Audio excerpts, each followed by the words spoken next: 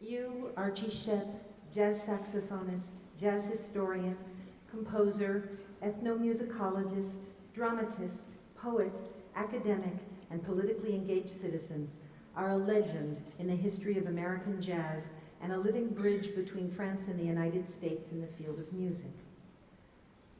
Born in Fort Lauderdale and raised in Philadelphia, you studied the piano, the clarinet, and the alto saxophone before choosing the tenor, but that hasn't kept you from playing the soprano sax and the piano as well, and from including poetry, harmonicas, and even voice in your musical experiments. Your talent first blazed in the 1960s, fueled by your political commitment to the American Civil Rights Movement, along with your writing about American racial injustice and your music, that amazing, game-changing avant-garde music. You have partnered and played with all the avant-garde greats, Cecil Taylor, Ornette Coleman, John Cherry, John Chichai, and of course, John Coltrane. New Thing at Newport was a duo, if ever there was one side Shepp, one side Coltrane. At the same time, you have remained close to African cultural and musical traditions, as in The Magic of Juju, where free-form avant-garde saxophone lines come up against the rhythms and beats of Africa.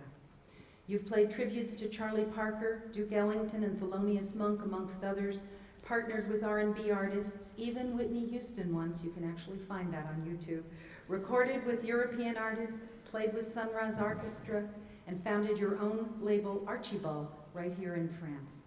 A shining global citizen, you have spoken in a language understood across cultures, classes, and countries, that of music. You are today the citoyen d'honneur of the American University of Paris for the political resonance of your norm-breaking work in several media and the depth of your engagement with the civil rights battles of our time. Thank you, Mr. Shepp.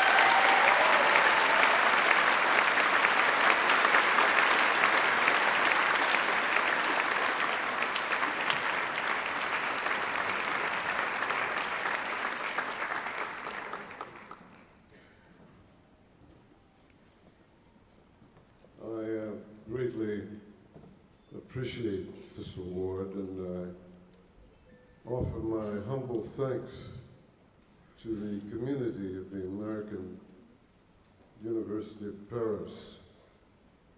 I congratulate you on a history of service and dedication to academic, scientific, and cultural excellence.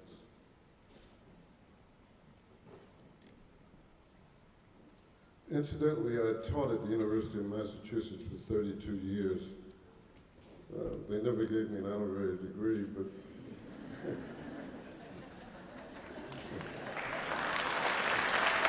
thank you very much. Think of the world as a large, extended family. At the least, we are all distant cousins. Ideally, we are brothers and sisters. When I look into the eyes of my fellow man, I see my own. To quote the 17th century symbolist poet John Donne, every man's death diminishes me. Those who endured the terror of war know the feeling of collective suffering. The survivors of Auschwitz, Sachsenhausen, all bore the same look of despair beyond imagination upon their release from the living hell of the concentration camps.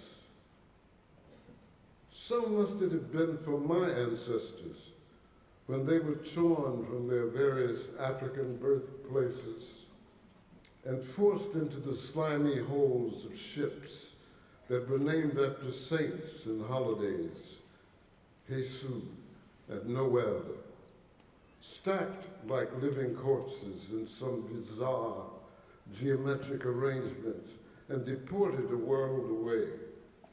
And if they survived this ordeal, they would surely be compensated with a lifetime of misery and subjection to cruel slavery. For how can we imagine that slavery would be kind or human, as some apologists have contended. Imagine if I were a Virginia planter, such as Thomas Jefferson was, and I sold your lover, or your husband, or your father, or your mother off to Georgia, or worse, Mississippi, where slavery was terrible, or your mother, the slave was outside the pale of the European family, and so were the Native Americans, so-called American Indians. Their plight was even more tragic.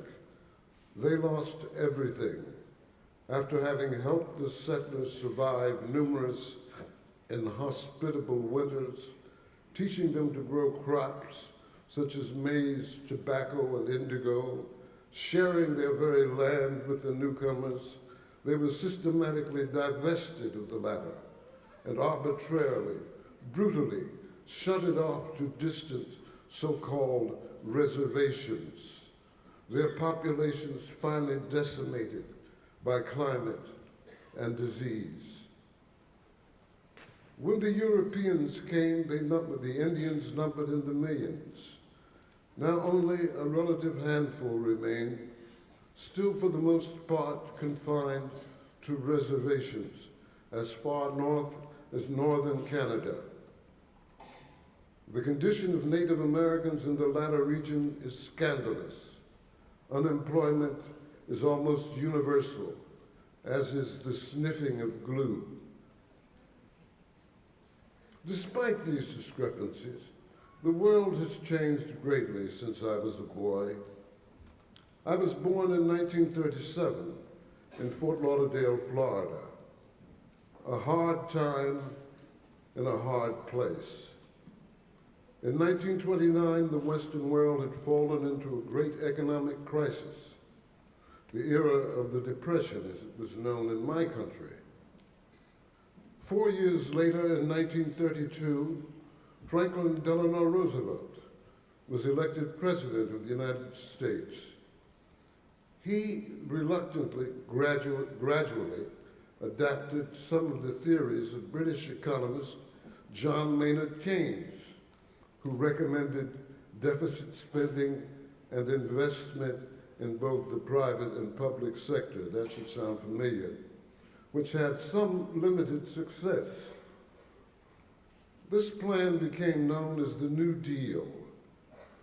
To his credit, Mr. Roosevelt did a great deal to restore the confidence of working people in the ability of their leaders to emerge successfully from a seemingly irreconcilable situation.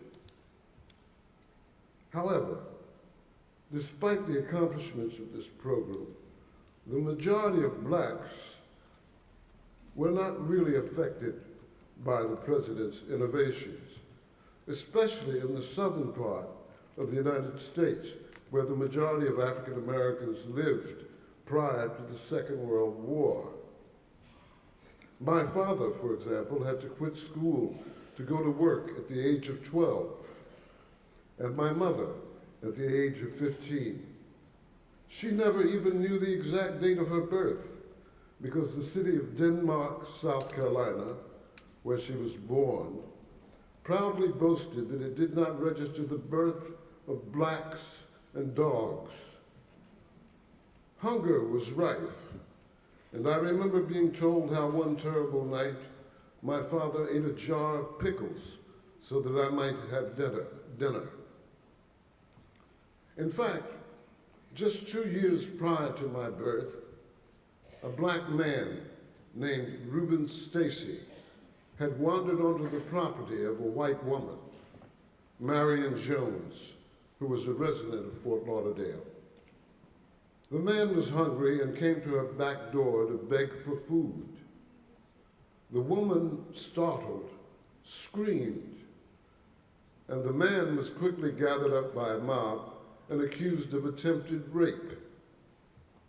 He would have been sent to Miami for trial, but instead was intercepted by a group of vigilantes who easily convinced the sheriff and his docile deputies that a summary trial would be more appropriate. And so the man was lynched just beside the home of the frightened woman. Lynching was a terrible crime, frequently used to instill fear in minority communities.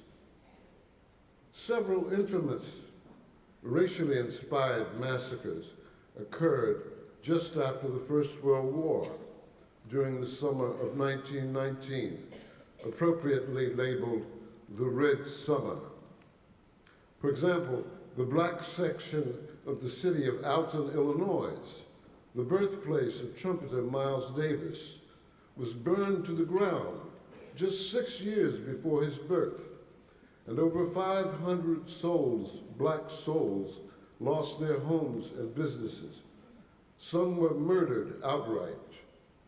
Violence and intimidation were the preferred methods of racists, and these tactics were frequently used by groups such as the Ku Klux Klan and other self-styled militia, which had evolved at the end of the Civil War during the administration of President Andrew Johnson, who succeeded Abraham Lincoln after his assassination in 1865. President Johnson presided over a period in American history known as the Reconstruction. Lynching was a gruesome process which ironically took place, or frequently took place, in an ambience of conviviality. Men, women, and children can be seen at Stacy's lynching, apparently in a rather festive mood.